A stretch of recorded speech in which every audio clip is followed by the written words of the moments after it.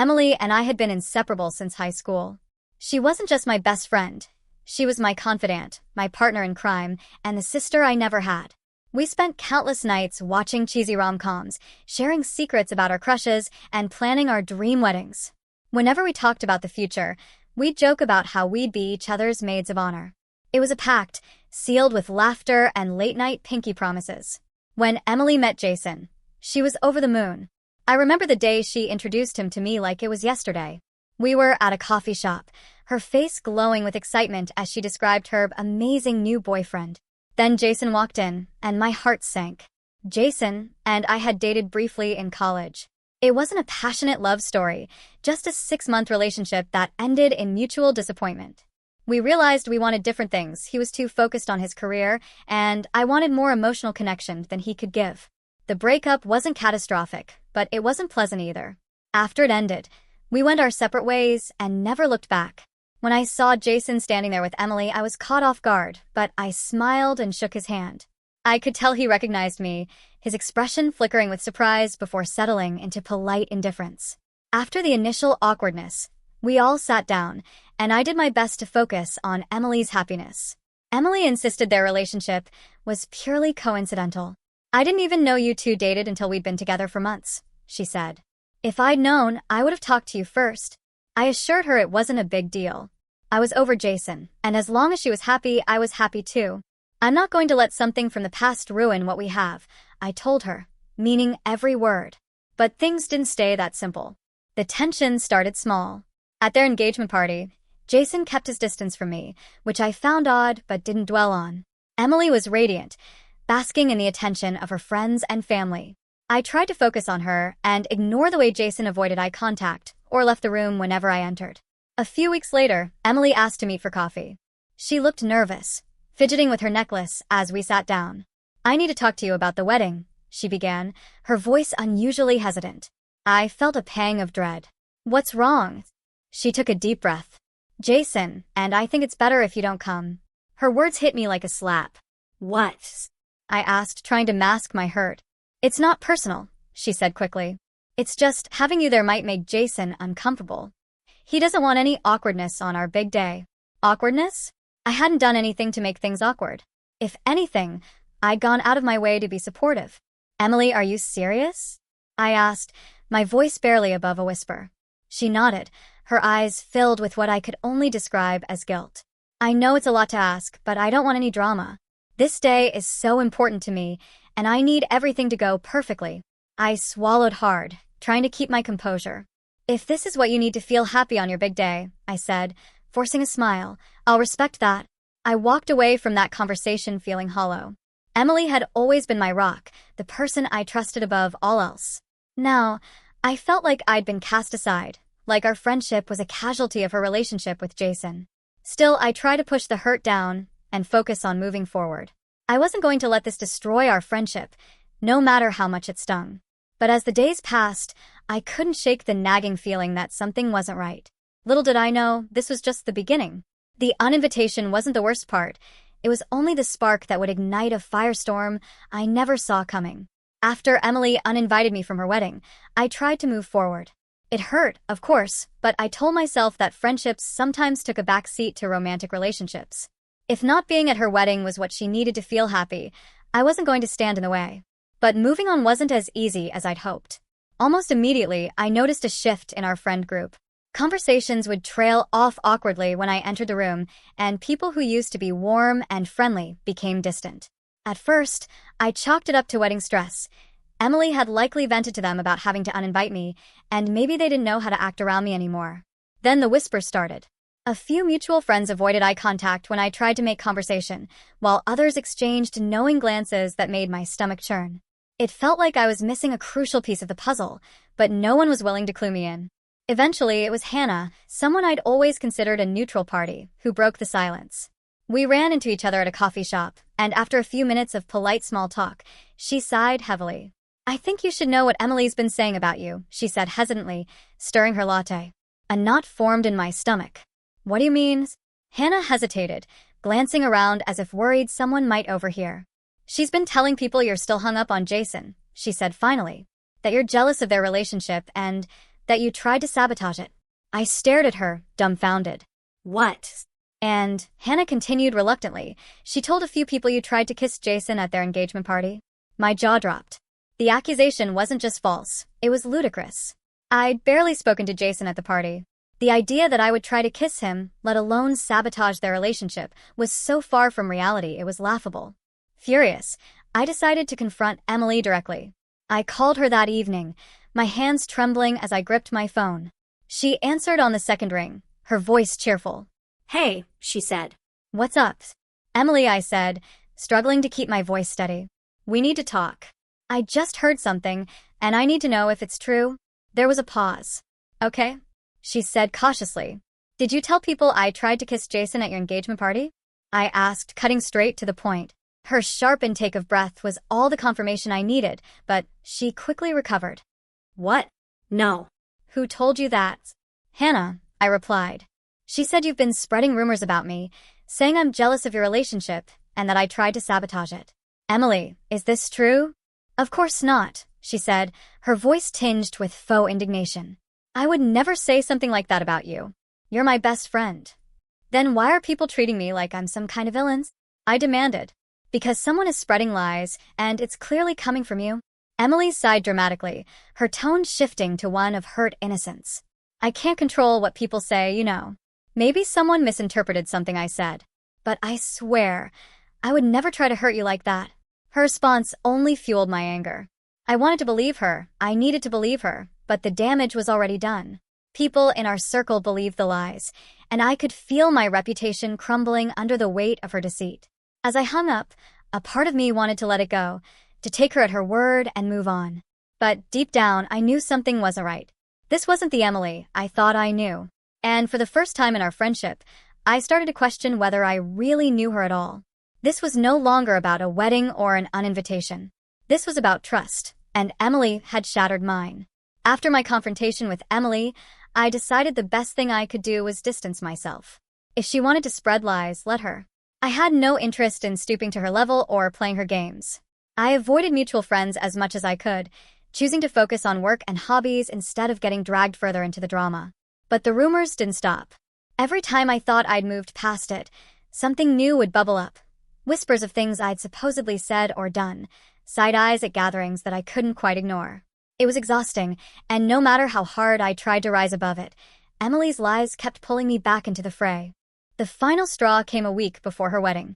I was working late, finishing up some reports, when I decided to leave my office around 8 p.m.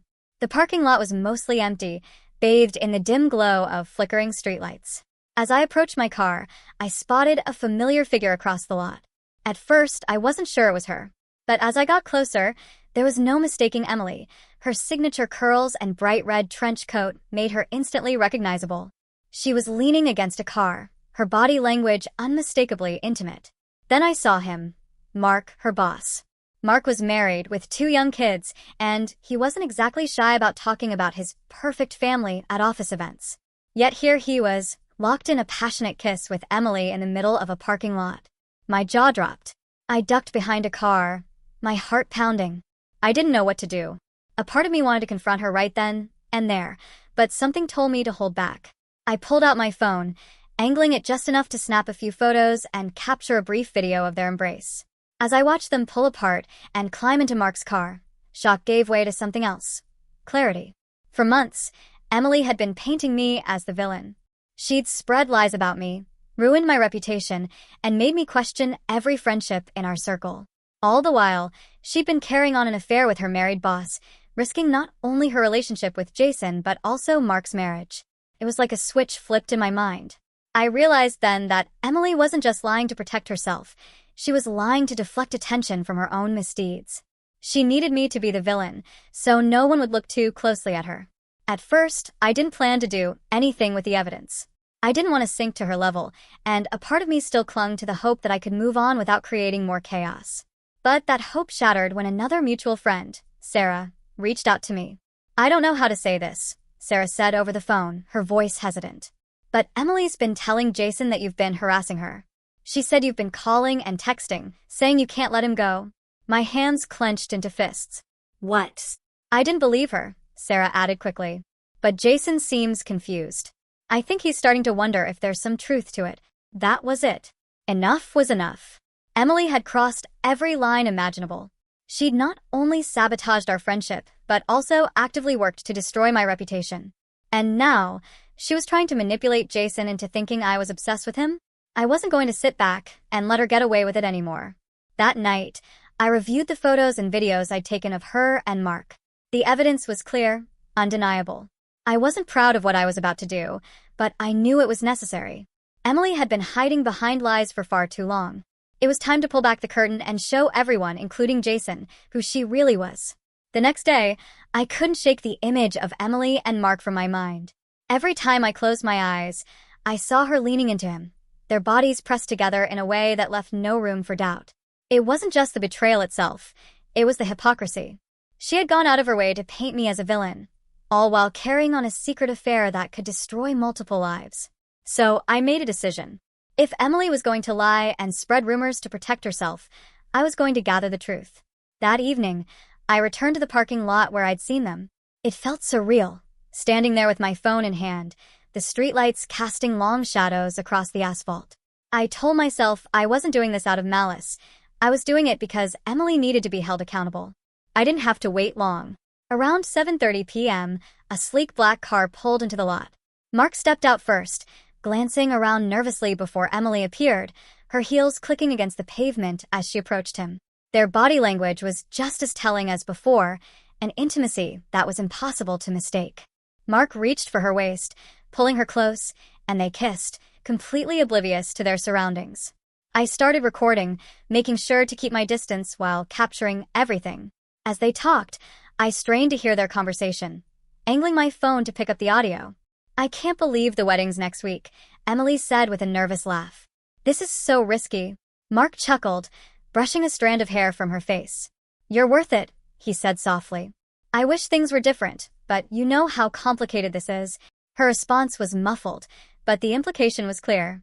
Whatever they had, it wasn't a one-time mistake. Over the next few days, I gathered as much evidence as I could. I wasn't proud of myself.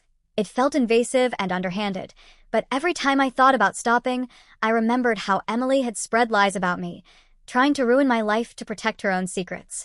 By the end of the week, I had everything I needed: clear photos of them kissing, videos of their interactions, and audio clips of their flirtatious exchanges. It wasn't just a smoking gun, it was an entire arsenal. Now, I had to decide what to do with it. Part of me wanted to walk away, to let Emily's lies and deceit catch up with her on their own. But then I thought about the rumors she'd spread, the false accusations about me sabotaging her relationship, the fabricated story about me trying to kiss Jason at their engagement party. She'd gone out of her way to paint me as the villain, and now she was trying to drag Jason into her web of lies. I couldn't let her get away with it. So, I picked up my phone and called Jason. He answered on the second ring, his voice cautious but polite. "Hey," I said, trying to keep my tone neutral. "Can we talk?" "It's about Emily." There was a pause. Sure," he said, clearly surprised. "What's going on?" "It's better if we talk in person," I replied. "Are you free tomorrow?" Jason hesitated, but eventually agreed to meet me at a quiet cafe near his apartment. I hung up, my heart racing.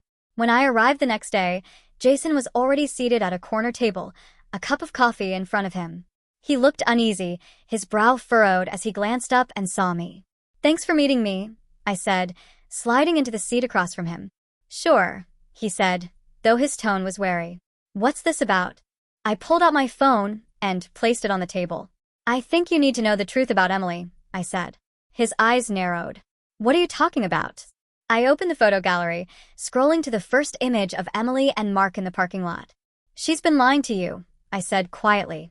"And not just about me." Jason leaned forward, his expression darkening as he looked at the screen. "What the hell is this?" he asked, his voice low and tense. "Keep scrolling," I said, handing him the phone. As he went through the photos and videos, his face grew progressively paler. By the time he reached the end, his hands were shaking. "Is this real?" he asked, his voice barely above a whisper. "Yes," I said. "I caught them together a few nights ago, and it wasn't the first time. I didn't want to get involved, but after everything she said about me, after all the lies, I shook my head. You deserve to know the truth." Jason sat back in his chair, running a hand through his hair. I can't believe this, he muttered. She told me you were harassing her. That you were obsessed with me. I actually believed her. I felt a pang of bitterness, but forced it down. Now you know why she's been so desperate to shift the blame. Jason didn't respond, his jaw tightening as he stared at the table. For a moment, I thought he might explode, but when he finally spoke, his voice was calm and measured. Thank you, he said, meeting my eyes. For telling me. I nodded, unsure of what else to say. As I left the cafe, I couldn't help but feel a mix of emotions, relief that the truth was finally out, but also a lingering sadness for the friendship I'd lost and the chaos Emily had created. This wasn't the end, but it was a turning point. And for the first time in months, I felt like I was back in control of my own story. Jason's reaction to the evidence was visceral. His face went pale as he scrolled through the photos and videos on my phone, his jaw tightening with every swipe. By the time he finished, his hands were trembling, and he set the phone down as if it were something toxic. I can't believe this, he muttered, his voice a mix of anger and disbelief. She told me you were the one trying to sabotage us. She said you couldn't get over me. She lied, I said simply. And it looks like that's not the only thing she's been lying about. Jason leaned back in his chair, running a hand through his hair. For a moment, he just sat there, staring at the table in stunned silence. Then, as if snapping out of a trance, he stood up abruptly, his expression dark. I need to talk to her, he said. According to mutual friends, the confrontation happened that same night. Jason went straight to Emily's apartment, where she was busy finalizing last-minute wedding details. When he walked in, she greeted him with her usual cheerful demeanor, oblivious to what was coming. Hey, babe, she said, flashing him a smile. You're here early. Want to help me go over the seating chart? Jason didn't respond. Instead, he pulled out his phone and opened the photo gallery, shoving it in her direction. Explain this, he said, his tone icy. Emily's smile faltered as she glanced at the screen. The blood drained from her face, and her hands trembled as she tried to push the phone away. Jason, I can explain? Explain, he interrupted, his voice rising. Explain how you've been lying to me for months? How you've been sneaking around with your married boss while telling everyone I was the one being manipulated. Go ahead, Emily. I'm all ears.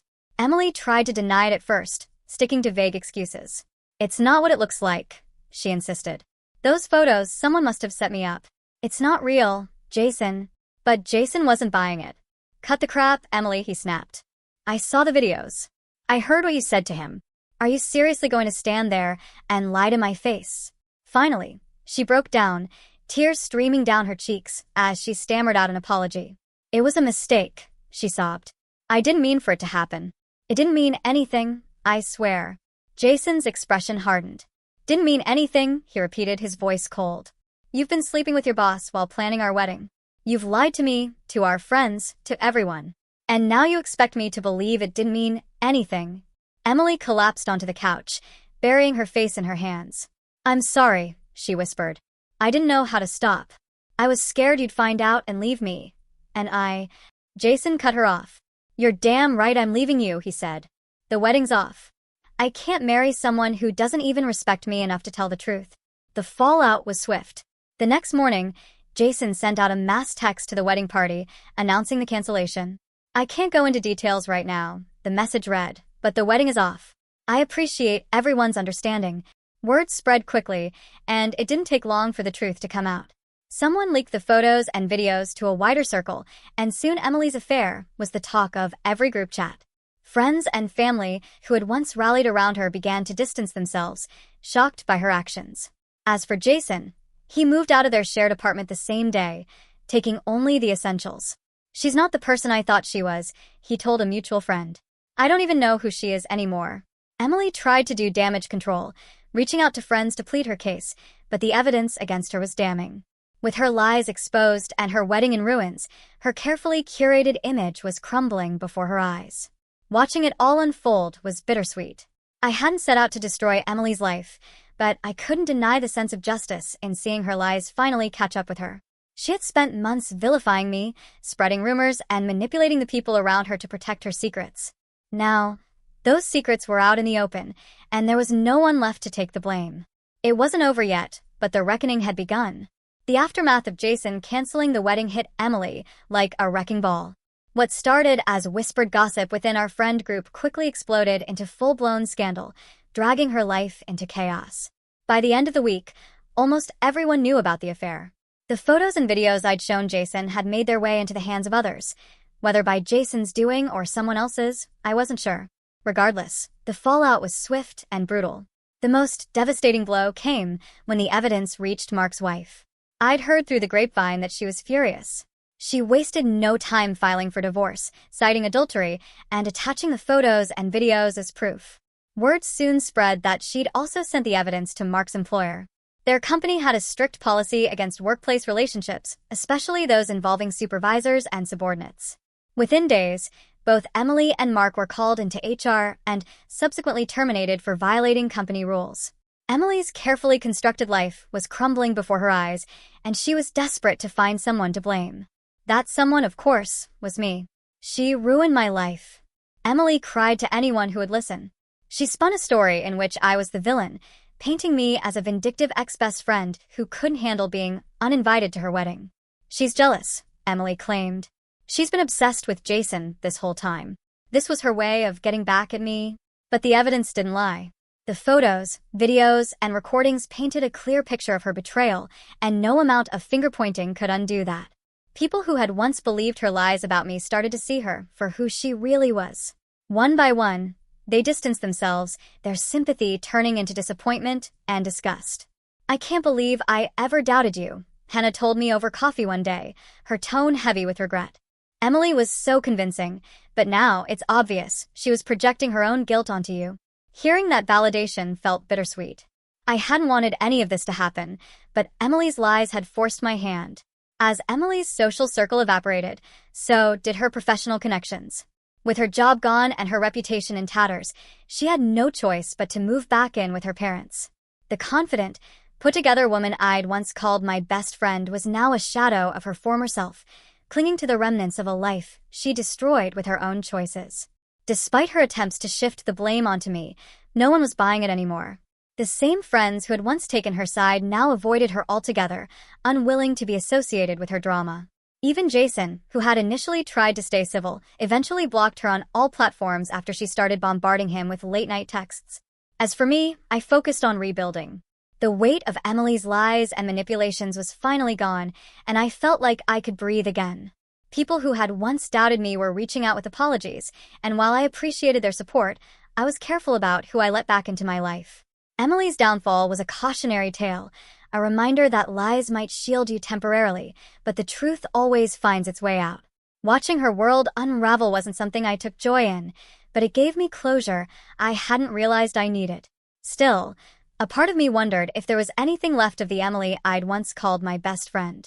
The thought lingered, bittersweet, as I closed the door on that chapter of my life.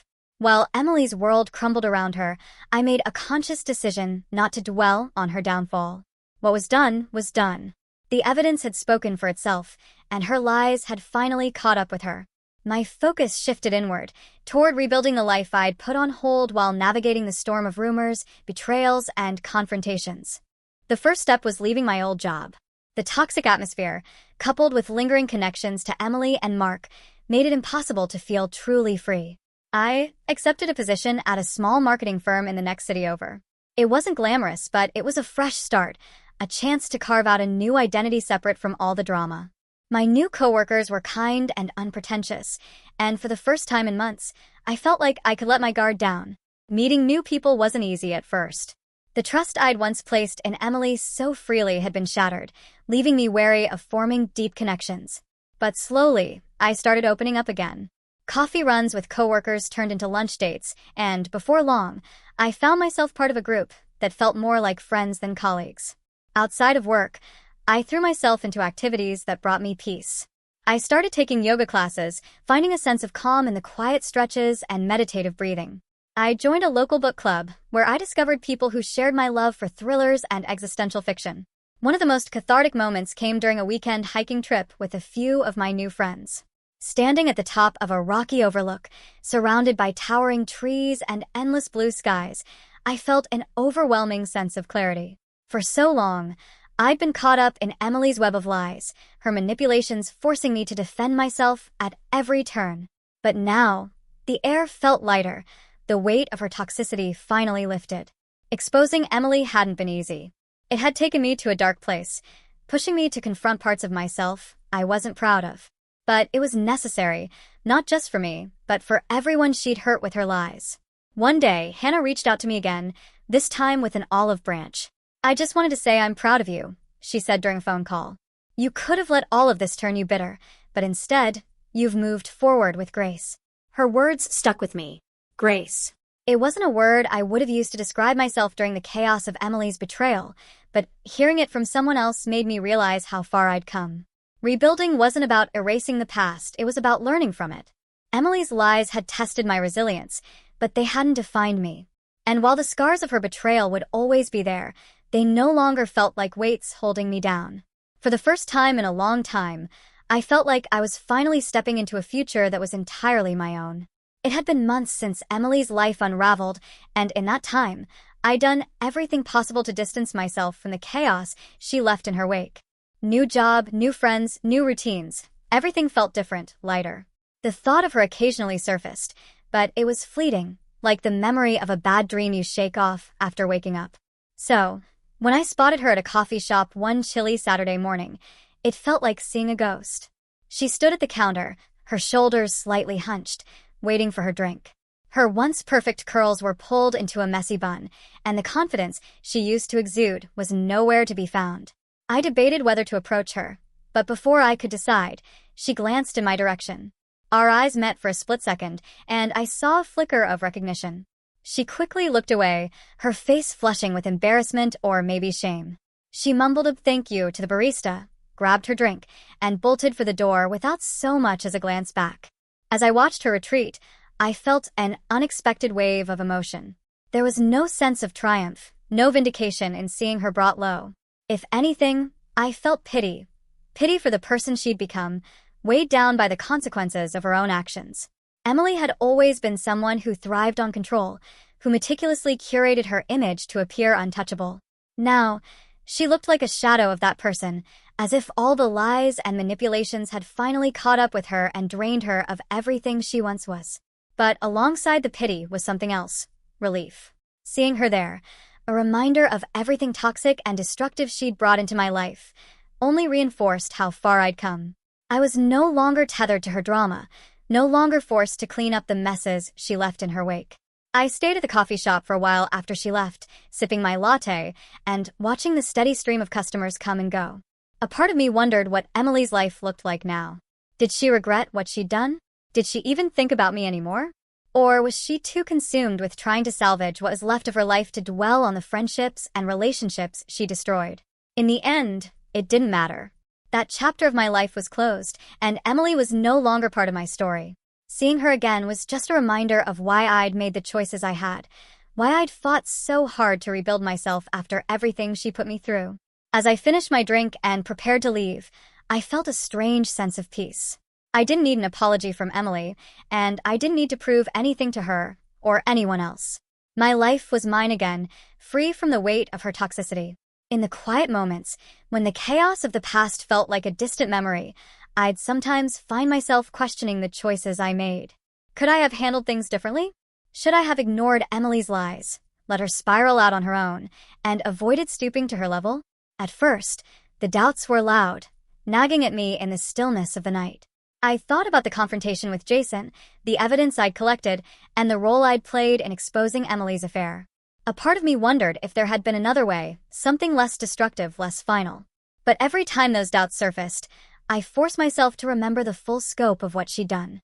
Emily hadn't just betrayed me, she'd actively worked to ruin my reputation, spreading lies and manipulating the people closest to me. She'd turned friends into strangers and created a version of me that didn't exist. One of a jealous, vindictive person obsessed with her relationship. When I thought about the pain she caused, the strained friendships and sleepless nights, the guilt faded. I also reminded myself of the moments that led up to my decision to expose her. Emily had left me no choice. I tried to confront her, to give her a chance to come clean, but she doubled down on her lies and continued to use me as a scapegoat for her own insecurities and mistakes. The photos and videos weren't about revenge. They were about truth. She had spent months weaponizing lies against me, and exposing her affair was the only way to disarm her.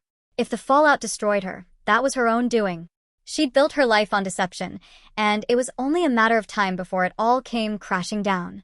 Still, it wasn't easy to carry that weight. Being the one to pull back the curtain on her secrets meant confronting the darker parts of myself, the anger, the hurt, and the satisfaction I felt when her lies finally caught up with her. It was a heavy burden, but one I knew I could bear because the alternative, letting her continue to wreak havoc unchecked, wasn't an option. In hindsight, the experience taught me more than I ever wanted to know about trust, betrayal, and resilience. It made me stronger, but also more cautious. I no longer gave my trust away so freely, and I'd learned to value the people who stood by me when things got hard. Hannah, for example, became one of my closest friends. She was one of the first to apologize for believing Emily's lies, and her sincerity helped me rebuild some of the trust I'd lost in others. Slowly but surely, I began to let people in again, though this time with clearer boundaries and a stronger sense of self-worth. Looking back, I didn't regret what I'd done. Exposing Emily hadn't been about vengeance. It had been about reclaiming my life and ensuring the truth came to light. While the aftermath was messy and painful, it also cleared the path for me to rebuild, free from the shadow of her toxicity. Could I have handled things differently? Maybe. But knowing what I know now, I wouldn't change a thing. The chapter with Emily was over, yet echoes of it remained in my life, like faint ripples on a still lake. It wasn't something I could forget overnight. The betrayal, the lies, and the fallout had left their marks. But instead of feeling weighed down by those memories, I used them as reminders of how far I'd come, and of how much stronger I'd grown. I'd learned to be more cautious, not in a paranoid way, but with a sense of discernment. I no longer gave my trust away like it was an unlimited resource. If someone wanted a place in my life, they had to earn it. And while that meant my circle was smaller than before, it also meant it was stronger, filled with people who truly valued and supported me. The road ahead wasn't perfectly clear, but it felt open, filled with possibilities. For the first time in a long time, I wasn't defined by someone else's drama or chaos. My new job became a focal point in my life, a place where I could channel my energy into something productive. I threw myself into projects, volunteering for tasks that challenged me and reignited my passion for creativity. The satisfaction of seeing my work recognized and appreciated was a welcome change from the toxic environment I'd left behind. Outside of work, I kept building connections with my new group of friends. We planned hiking trips, movie nights, and weekend brunches that filled the gaps Emily had once occupied. These friendships weren't built on years of shared history like mine with Emily, but they were built on something more important: mutual respect and authenticity. One evening, as I sat on my balcony watching the sun dip below the horizon, I thought about everything that had happened. There was no denying that Emily's betrayal had hurt me in ways I never expected. Losing her felt like losing a part of myself, a piece of my past I'd once cherished. But the truth was, the Emily I'd called my best friend no longer existed, or maybe she never had. The person who spread lies about me, who sabotaged our friendship to protect her secrets, wasn't the same person I'd stayed up late with, sharing dreams and laughter. And that realization brought me a sense of closure I hadn't anticipated. I wasn't angry anymore. I wasn't even sad. I was just ready to move forward, free from the weight of her toxicity. The road ahead was uncertain, but for the first time in a long time, I felt at peace with that. Life wasn't about having all the answers or holding on to people who no longer fit. It was about growth, resilience, and the willingness to let go of what no longer served me. Emily was a part of my story, but she wasn't the whole story. The chapters one was writing now were mine alone, filled with a kind of clarity and strength that could only come from surviving the chaos she'd left behind.